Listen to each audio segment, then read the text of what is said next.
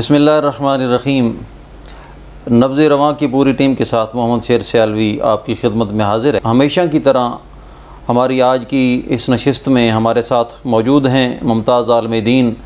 مفتی گلزار احمد نعیمی صاحب۔ آپ جماعت اہل حرم پاکستان کے سربراہ ہیں۔ مفتی صاحب، ہم اگر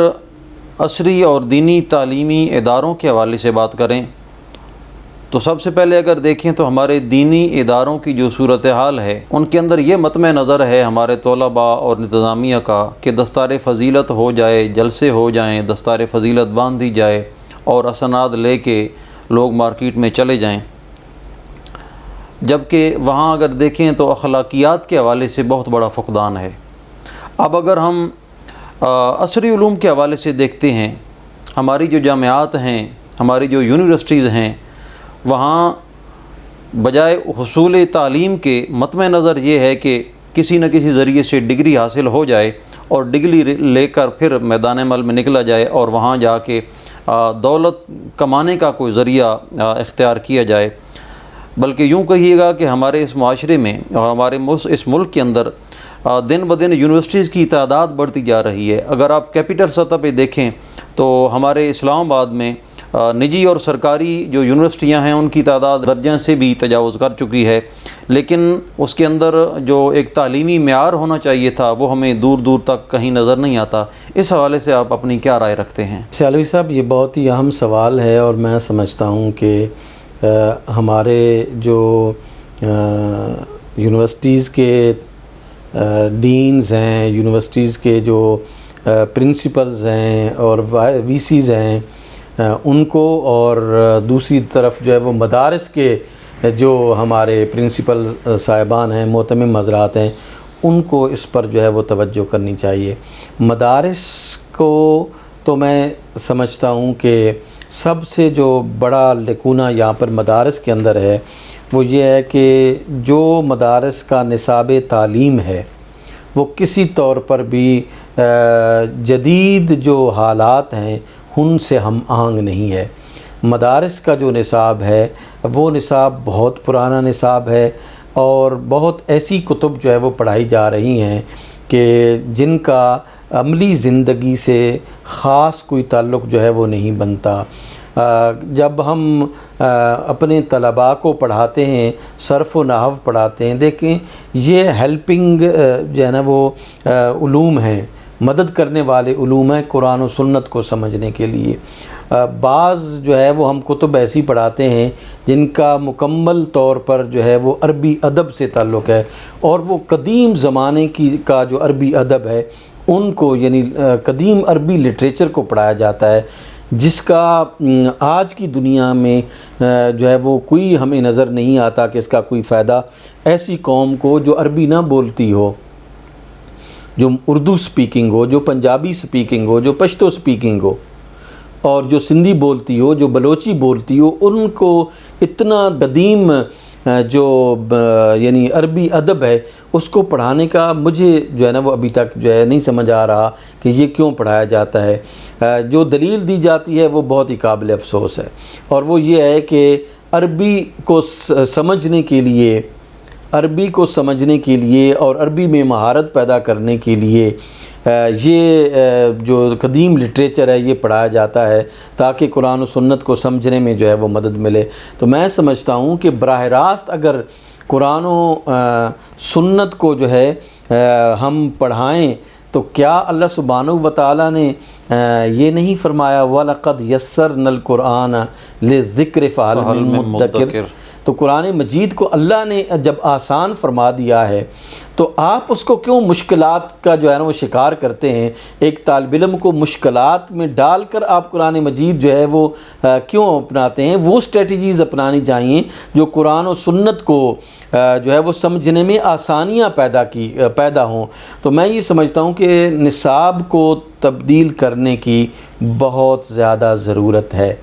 اور اس نصاب میں جدید جو مضامین ہیں اس کو شامل کرنے کی ضرورت ہے،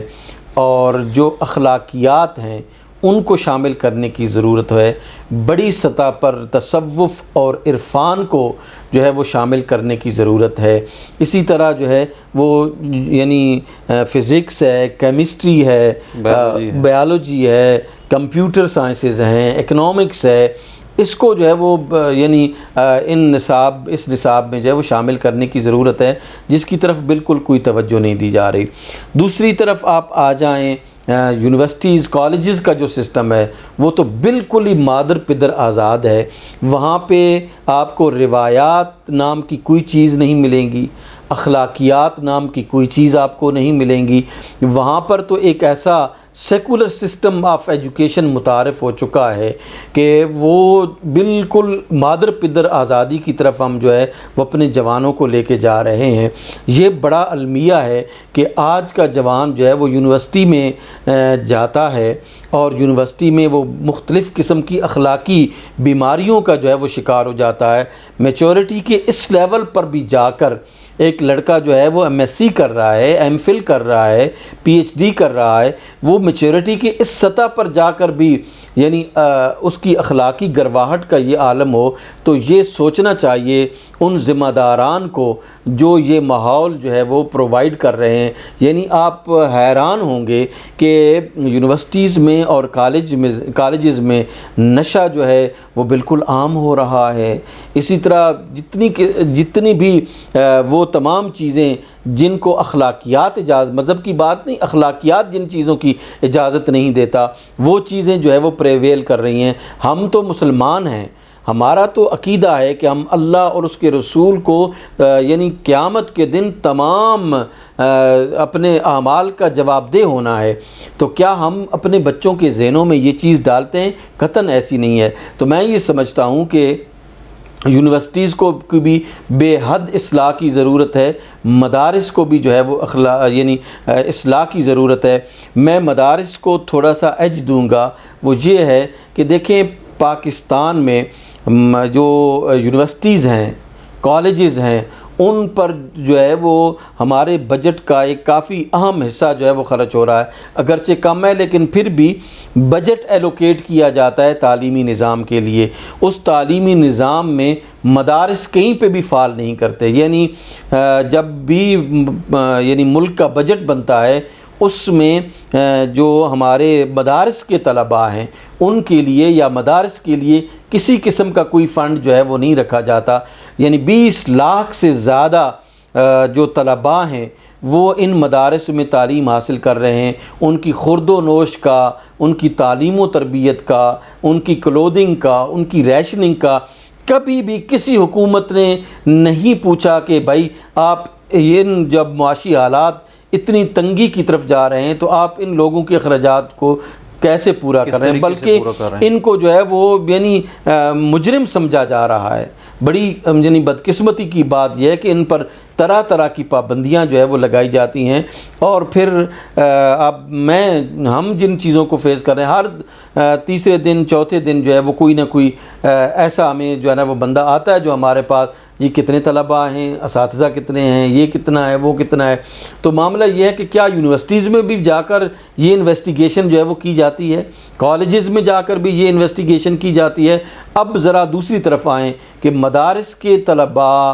جو ہے وہ کس طرف جا رہے ہیں اور یونیورسٹیز کے طلباء جو ہے وہ کس طرف جا رہے ہیں۔ میں کافی حد تک جو ہے وہ مدارس کے طلباء کو سمجھتا ہوں کہ وہ یعنی اخلاقی اعتبار سے زیادہ بہتر ہیں یعنی یونیورسٹیز اور کالجز کے جو ہے وہ طلباء سے۔ وہ کبھی بھی اپنے اساتذہ کی عزت و تکریم نہیں کرتے، لیکن ہمارے طلباء الحمدللہ ہماری بہت عزت و تکریم کرتے ہیں، اور تمام مدارس کے جو طلباء ہیں وہ عزت و تکریم کرتے ہیں اپنے اساتذہ کی، وہ نماز کی طرف مائل ہوتے ہیں، دیگر چیزوں کو جو ہے نا وہ لے کے آتے ہیں۔ تو میں یہ سمجھتا ہوں کہ حکومت پاکستان کو مدارس پر خصوصی توجہ دینی چاہیے، ان کی اخلاقی یعنی جو یونیورسٹیز کے اور کالجز کے طلباء ہیں ان میں اصلاح کا جو ہے وہ نصاب تعلیم میں یہ اصلاح جو ہے وہ شامل کی جانی چاہیے۔ اس کے علاوہ ملک میں 2.5 کروڑ سے زیادہ بچے ہیں جو یعنی سکول کے ساتھ تعلیم کے ساتھ وابستہ نہیں ہیں،